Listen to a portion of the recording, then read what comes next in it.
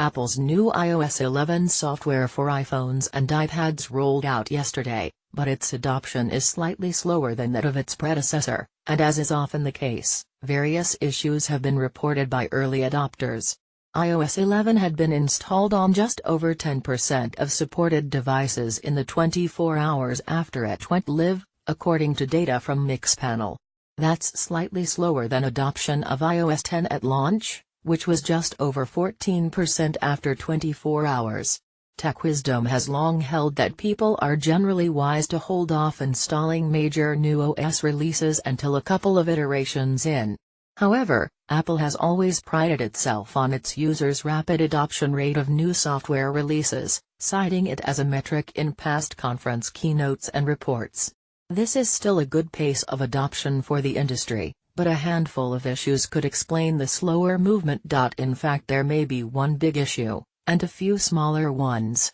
Most of the issues are likely to be resolved in a short time, but there are a few that we'll have to get used to.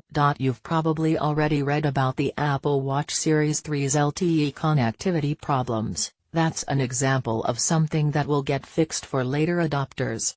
What follows are some of the iOS 11 problems on iPhones and iPads. Disabling Bluetooth and Wi-Fi in the Control Center. In the previous version of iOS, tapping the Bluetooth button in Control Center, the one-stop shop interface for basic phone functions like brightness, volume, and connectivity, completely disabled Bluetooth on the phone, but that is not the case in iOS 11, perplexing many users. According to our tests and a support document from Apple, disabling Bluetooth connectivity from Control Center only disconnects currently active Bluetooth pairings and prevents new pairings until it's re-enabled. But the Bluetooth hardware is still going.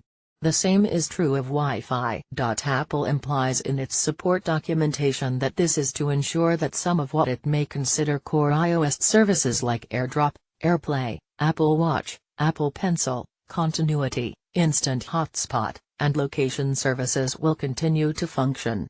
In a vacuum with no user expectations, this could be a reasonable design decision.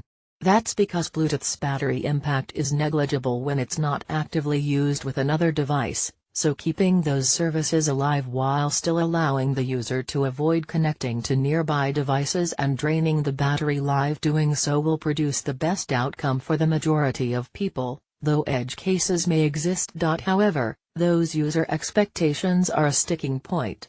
To Apple's credit, it clearly outlined this functionality in its support documentation, but iOS users have been trained since 2013 to believe that tapping that Bluetooth button in the Control Center will turn Bluetooth off completely.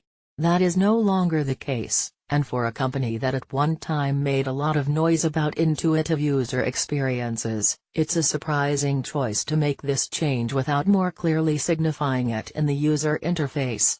This is one of the handful of iOS 11 adoption pains that probably won't go away with future updates, but it's important to note that it's still possible to turn off Bluetooth. Apple's documentation says, and we confirmed this by testing it, that disabling Bluetooth in the Settings app really does turn it off. Furthermore, we tested the Airplane Mode button in Control Center and found that tapping that did indeed disable both Wi-Fi and Bluetooth. There are now essentially more options for users when it comes to managing wireless activity on the phone, but the implementation is confusing at best. In the end, it's unlikely to be a significant inconvenience to most users, but it's worth knowing about it regardless. Outlook, Exchange, and Office 365 emails might not send. There's an issue with email that is much more serious. Users relying on email accounts hosted on Outlook.com, Office 365, or Exchange Server 2016 might receive an error message when trying to send an email in iOS 11, cannot send mail. The message was rejected by the server. Apple and Microsoft have both stated they are aware of the issue and expect it to be fixed in a future iOS software update. Naturally, Microsoft says you can work around this by switching to its own Outlook Mail app for iOS. But if you want to stick with what you're already using, you'll be waiting for a patch. These are very popular mail servers, so it's surprising that this issue made it to the final launch. But surprise or not, This supports the argument that you should be cautious before adopting a major new OS release on a device you depend upon. The big one, 32-bit app support. As we mentioned when iOS 11 launched, this update drops support for 32-bit apps, so several of your old apps may stop working when you upgrade. iOS 11 will refuse to launch them with an error message saying, "The developer of this app needs to update it to work with iOS 11." Whether you're an